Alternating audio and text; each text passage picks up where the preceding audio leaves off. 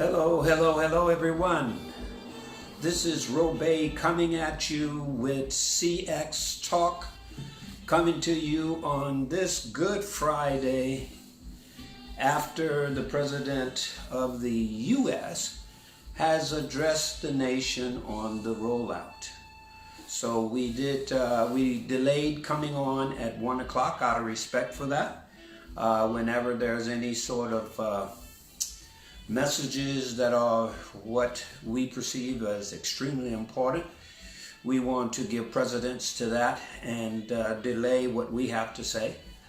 And but we're here, and I hope you all are doing well on this wonderful Friday.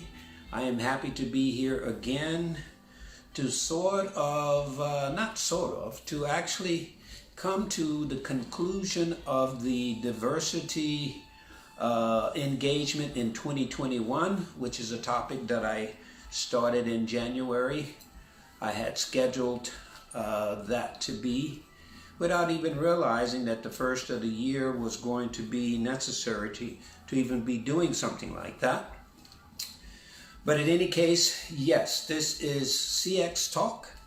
I am your host, Robey Hartnett, coming to you live here in Vancouver, BC. Why are we here? CX Talk is a division of CompassX.org, which is an online platform dedicated to providing tools to navigate life. We have a host of things that one can partake in terms of various courses that basically just deals with life circumstances. And it acts as a way that if you do not have a coach, or if you do not have a counselor that you see on an ongoing basis, that maybe you can grab information from this site and help you guide yourself through these particular activities or these different challenges that you may be going through. So that's the purpose of CompassX.org, and we invite you to continually go there. This particular series of diversity engagement in 2021 will be there, and so but it will actually be there in more in depth, and it will be probably about a good hour-long session of which you can look at it upon your own convenience. There will be a test for you there, but I thought I would at least give you the overview of it now through the Facebook and the YouTube channel, so you can kind of get a sense of what it is all about. It's diversity engagement. So I'm going to conclude with that today. But you can let me tell you a bit about how you can get in touch with us. You can get in touch with us through the site, CompassX.org, and the email is there. Email is for you to contact me directly if you'd like to have some one-on-one coaching, if you would like to just hit me up with some conversations, some thoughts that you have, some subjects that you'd like to be covered in the coming future. You can of course messenger me here on Facebook as well, and I will get back to you as soon as possible. You can look at all of the previous talks that we've had on CX Talks through the YouTube channel, and our YouTube channel is CompassX L.S.G. You just go there and you can see all of the previous talks that we've had there. So that's how you can reach us. And so I'm Robey Hartnett, and from CompassX.org, CX Talk. Why are we doing this? We're doing this as an ongoing series because we want to be a support in the community in any way possible. With the current fabric of the world, I won't say just America, because whenever I talk, I like to talk from a global standpoint. At the current state of the globe. We are at a critical state in history defined by COVID, defined by lots of racism, which has always been here, but it's more of a mountain. It's more of a boiling point. We're defined by the financial crisis that many of those who do not play the stock market and so forth are not fortunately have the kind of job shield from the COVID tragedies, are suffering at great capacity. And so we want to make sure that we are being a part of the fabric of things that are lending support to make a difference to help people get through. So that's the why. That's the why we're here. So again, the subject that I'm talking on today is diversity engagement. It is really the conclusion of that series. I will just run through all of the bullet points that we've gone over. I'll run through them very fast because each time I've gone through that, we initially started about the implicit biases that occurs within, I'd say, pretty much all of us, because there's no perfect being on the planet. And if you see yourself that way, then that's an imperfection within itself. So we all have work to do. All of us have work to do. I even have a coach that I work with on an ongoing basis. But the things that I talked about in the first series were the what I call the three categories of implicit biases that should be addressed within the diversity engagement, and that is the stereotype, the prejudice, and the discrimination. Now, people think they all fall within the same fabric. No, they do not. They may all be cousins or related, but they are separate within their own categories. And stereotype is how people perceive individuals or a person, and that can either be a positive stereotype or a negative stereotype. And prejudice is what I would call a negative feeling that you may have toward that stereotype that you have. And then discrimination, which is the third particle of it, is what I would say is the action that one may take. If you're in authority, you may not hire a person for that reason. If you are a person that don't like whatever it is, it doesn't have to be just necessarily color. It could be based on being discriminatory between women or gays. Anything. It could be anything. And that's the action that one would take based on their discrimination. So I'll go from that. And then I talked about diversity ideologies, which is colorblindness versus multiculturalness. Colorblindness is where people say they see everyone as the same. They don't see color. And I discussed what that was about. So again, I won't get in depth with that. So if you want to see what I have said about that, you can go back in the other series. But basically, colorblindness is often used by the majority group as a way to feel comfortable about not wanting to say that they see colors, because then it may imply that they are racist or that they are discriminatory or something of that nature. So, and that's not necessarily the case. But again, go back and look at the conversation that I talked about on that.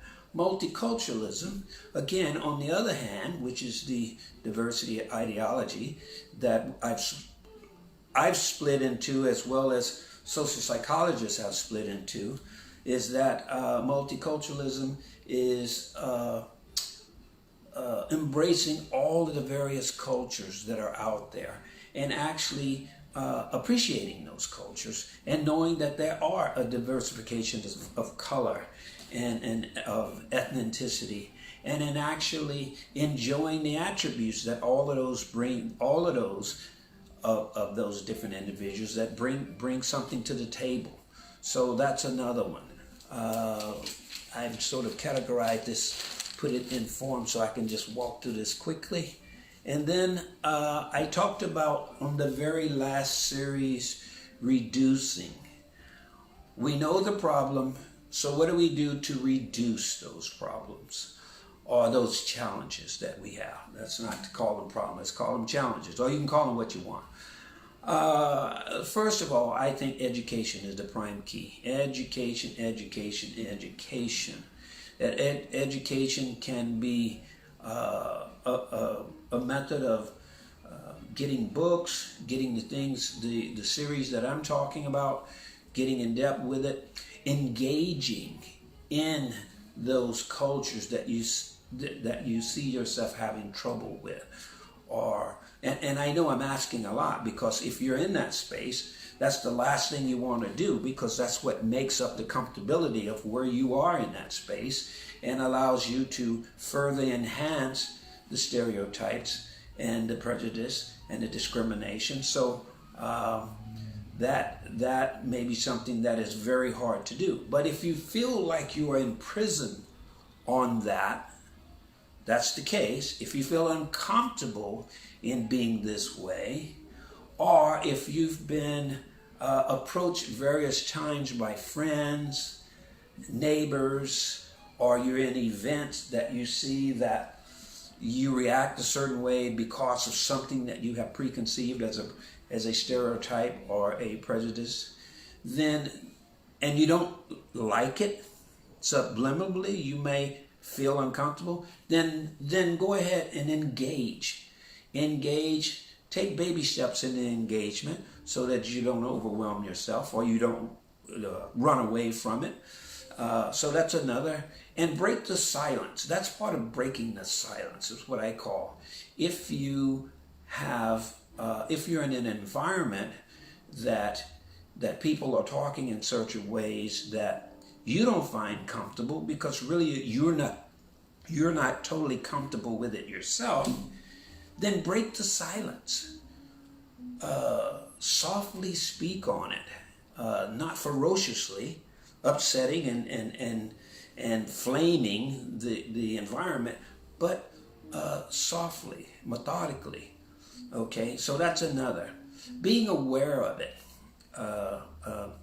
Being aware of these situations, and even more important, I would say, look at the consequences of this type of feeling, this type of behavior. Inevitably, depending on the degree of where one may be in this area of the stereotyping or the prejudice or the discrimination, depending on the level that you're in, it can have consequences, because actions could be taken that could wind you up in jail, killing someone, or just being destructive to your own brighter being, your own greater sense of who you are or who you can become. So, look at the consequences of that. And habits. Sometimes these things are just habits. So work on breaking the habit. Do things that can support you. Have what I call internal monitors or internal sirens that go off that can support you, and continuously work on that. As an example, I'm going to talk about or finding common goals within the group.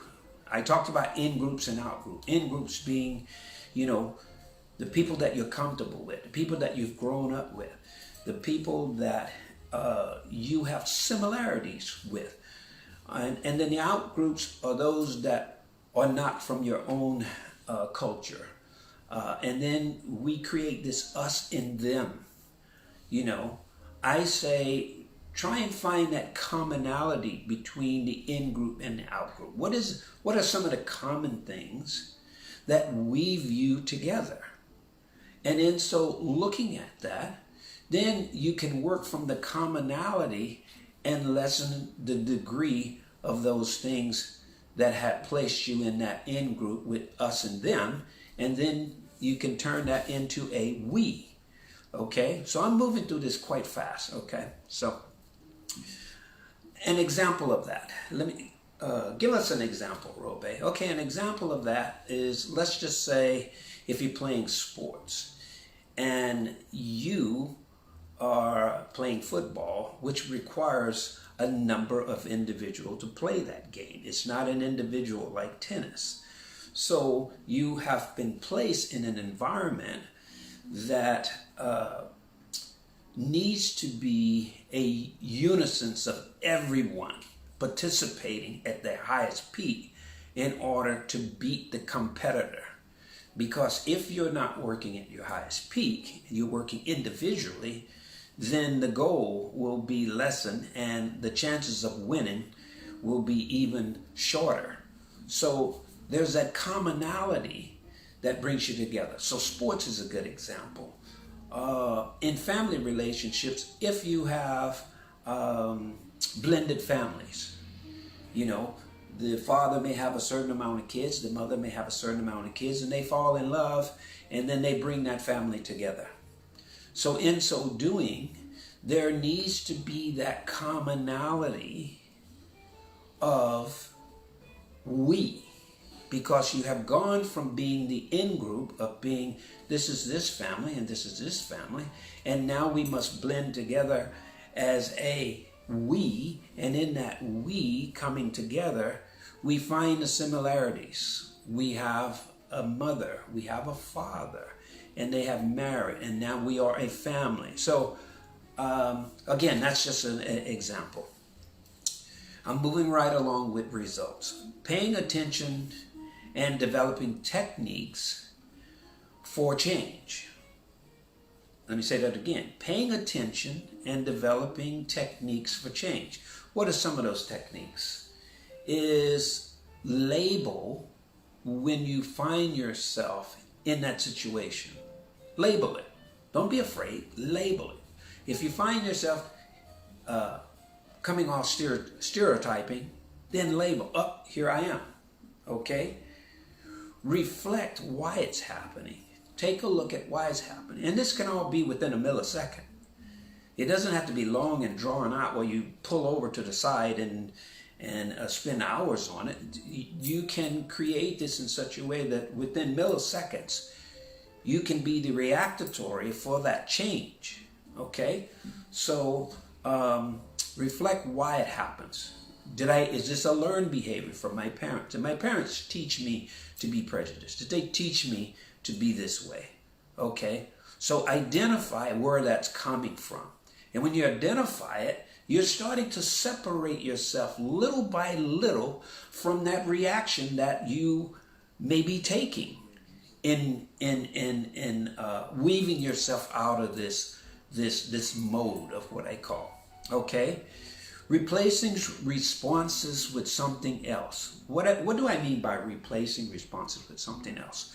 Well, if you're in a situation where this habit pops up and you normally have this stereotyping these individuals or this situation, then you identify that and you replace it with something else. What do you replace it with? Okay, you replace it with, all right, let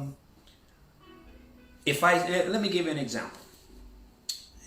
If I drive up and I see a person standing outside of a nice car and I see him fidgeting with that car and he's of a color that if I stereotype, I might say he's stealing that car. Okay?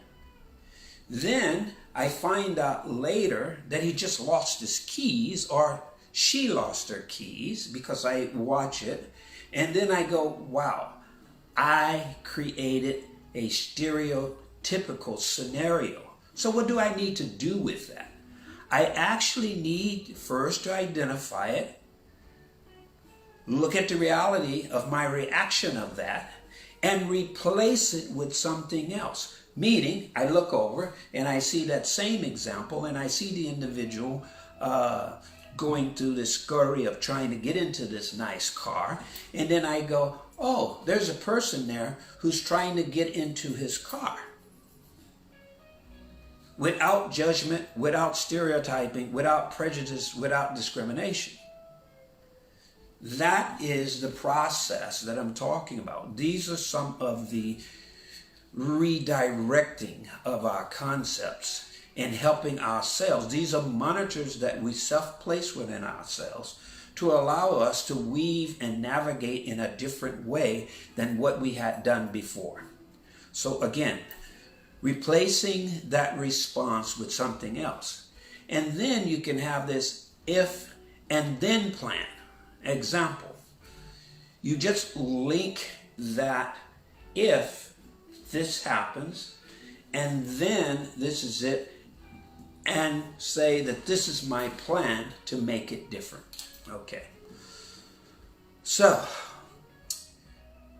one other way that I think is good too, this is kind of like what I call the Common Sense 101. What if I was in the shoes of that individuals, those individuals, or that group that stereotypes constantly prevail toward? So this requires a bit of a self-challenge and a constant monitoring of placing yourself in this situation. So you're linking yourself to the situation and you're becoming part of the environment that the individual or the group constantly deals with. This is another self-monitor that one could take toward change within themselves.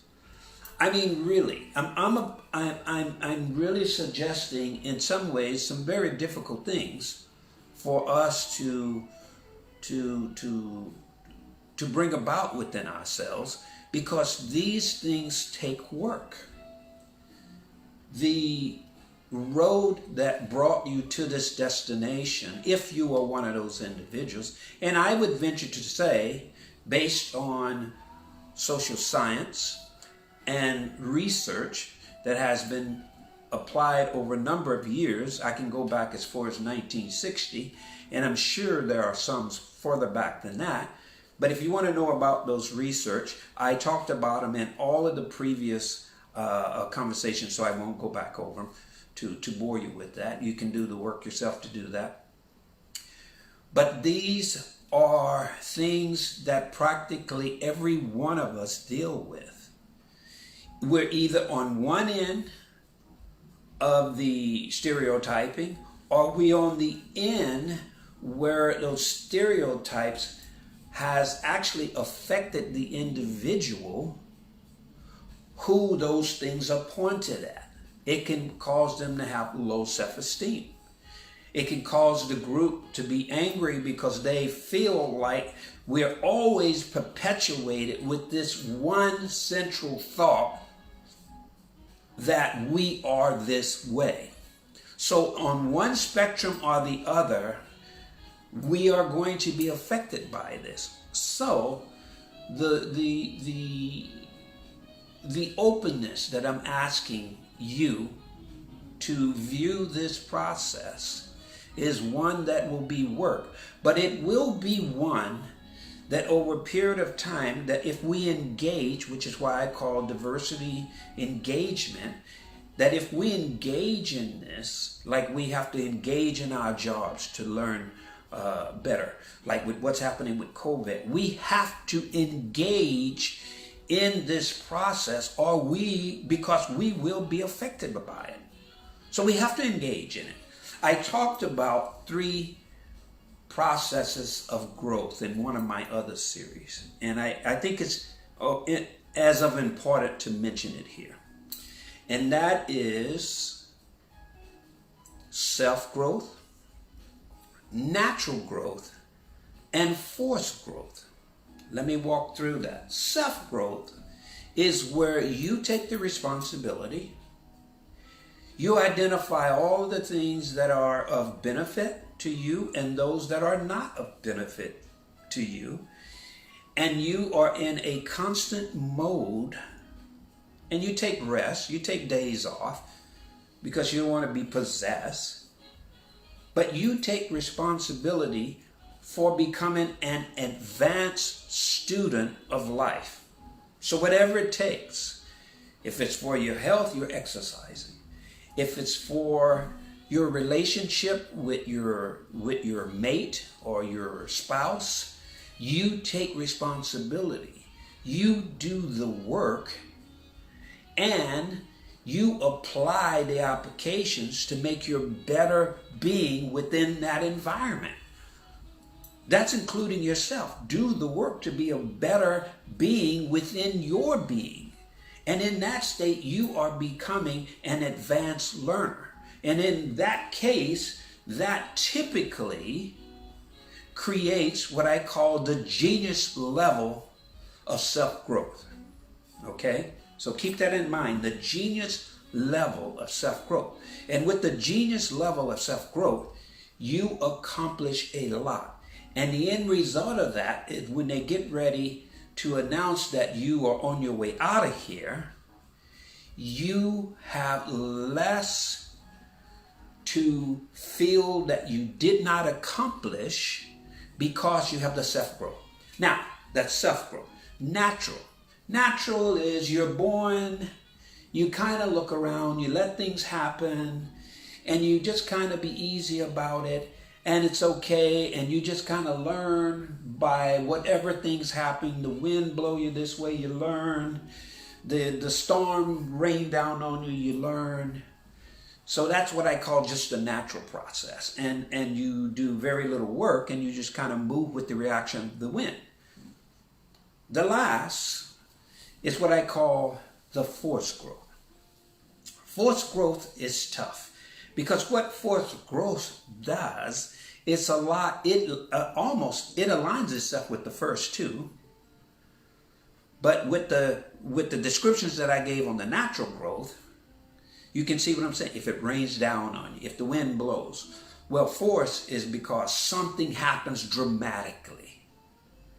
Like children who a parent has talked to them and loved them and cared for them, and then all of a sudden the parent die. They've been defiant all up until that point, and the parent die.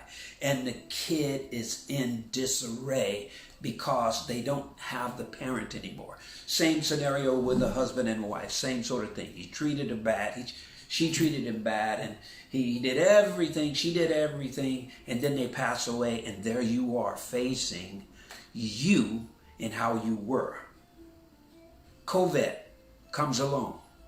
Whatever we were doing, we are now forced to get our acts together or be prey to the results of it.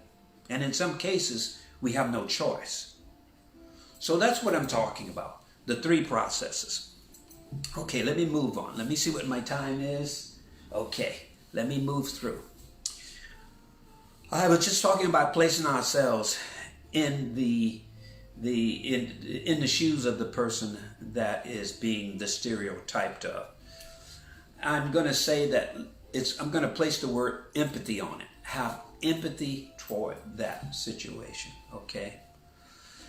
Exceptions to the rules. There are those exceptions to the rules where some people will kind of wake up and go, well, there's exceptions to the rule because, yes, I think that all of those people are the same.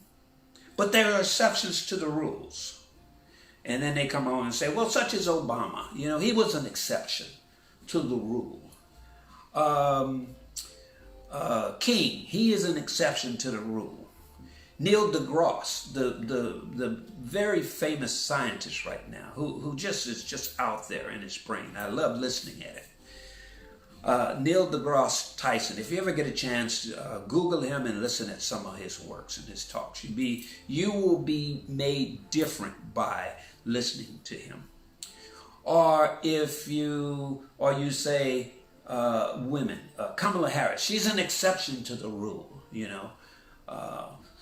but no, we have to break that, because in every culture there are geniusry, there are people who strive, there are people who want to be successful, there are people who want to be respected, there are people who take advantage, there are people that are gangsters, there are people that are hustlers, there are people that are evil. Yes, in every culture. So we cannot, my reasoning for saying that is we must work toward allowing the individual within every aspect to be appreciated, and let no group, and let not even ourselves, be a part of this perpetuating of these concepts that I'm talking about breaking, or these beliefs that we have formulated in order to create the us and them instead of finding the we. And in that, we can actually, let me say this as I begin to close, we actually sharpen our skill sets that we are able to pick up on our radars when those minuses within any group, such as a person who's going to take advantage of you, if you've sharpened your skills, you can actually sense, because that inherent quality that you had naturally, first of all, but you have redeveloped because of over time it has been covered by whatever, society, parents, whatever, okay? And you start creating it back within yourself. And in so doing, you have the skill set to now appreciate people as people, and identifying the minuses as the minus. Not that this group is a perpetuator of this. This group is lazy. This group are coming over here and they're all killers and rapists and whatever. Okay? This is how we do it. As Montel will say, this is how we do it. This is how we do it. Okay? So, in any case, let's work on that. And lastly, I can say, parents, you have a tremendous responsibility in this area, because you are what I would call the conductor of the orchestra of what your kid can become by what you do yourself, first of all, and then secondly, the information that you can support them with. When the kid comes home and says blah blah blah blah blah, you can actually, if it's good, you say, I like that, daughter, son, and I want you to expand that concept within yourself. Or when they come home with something that's a minus, you can say, no. That's not how people are. That's not everyone. That's not that particular person. That's not that particular color. You are the conductor of your orchestra. That's what I say. So in conclusion of the diversity engagement, I will say to you that I will have this series in depth on the site within the next month. And you can be able to take tests on these things. I encourage you to go to the IAT test. That test, you can Google it. That test is great for you just personally looking at it and identifying where you may see some of the minuses. This is a test that was created by social psychologists on the conversation of race and how people or race, prejudice, how people may perceive themselves in the scale. And whatever your result is, do not beat yourself up on it. It just gives you a barometer to start with, and from that you can work on destroying all of those things. That's what I would say to you there. And I'd say like us on Facebook. Go to Compass X, like us there. I come on the Facebook on Robey Hartnett because on the followers between all the platforms that we have, I have over 10,000 followers, so I want to make sure that I can distribute it out to all of them. Go on YouTube, follow us on YouTube. If you want to go back over any of the series that I've talked about, you can find it on YouTube. If you want to get in touch, because yes, I do. I've had lots of people ask me, do I do one-on-ones? And yes, I do one-on-one. I do have a practice for that. So I have a limited amount in that amount of clients because I do a diversity of things. Many of you know that I also act, so sometimes I'm on auditions, and some of you may even be my clients where I have been a stylist for many years. So I have this environment for myself that keeps me what I call alive by discovering and knowing who I am and all of the things that I love to do. So, but yes, I do one-on-one clients, and you can reach me there on Compass X L.S.G at Gmail. So, as always, I want to thank you for joining me today and all of the times before. And we may be going to just once a week segments, which would be on a Saturday perhaps, maybe.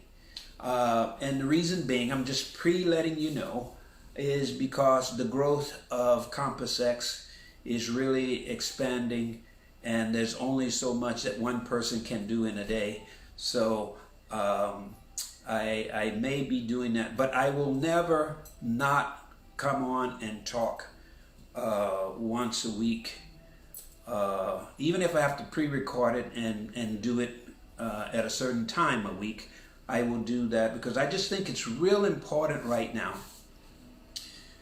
that we are at the place in history, I believe, that and that's with every generation really, but I think particularly for us who are on the planet at this time, we have a tremendous responsibility as well as a fun time, even in the midst of horrible times, that we can participate and contribute to a major miraculous change in each and every one of our lives and in the lives of others.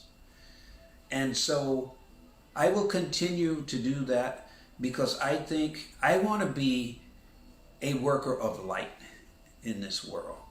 And we see enough darkness happening all the time. So I just want to be an encourager of that. And for those of us who feel the same, but feel that, okay, where do I begin? Or I need help or whatever. I want to be a contributor to that environment and to those individuals. And so thank you so much. That's my way of saying thank you for your comments. Keep them coming. I appreciate that you appreciate what we're doing. And no matter what the comments are, good, bad, or indifferent, send them on, and I will certainly look at them. I will certainly respond. I will always take to heart what they are, no matter what they are, in those three categories that I said. And also remember, use the adversities of life as the university that you go through in life and get your masters. Work on your masters. Use the adverse things that you go through as going through the university of life and work toward your masters. Thank you so much. And as always, I wish you love, peace. Follow the way. I'm out of here.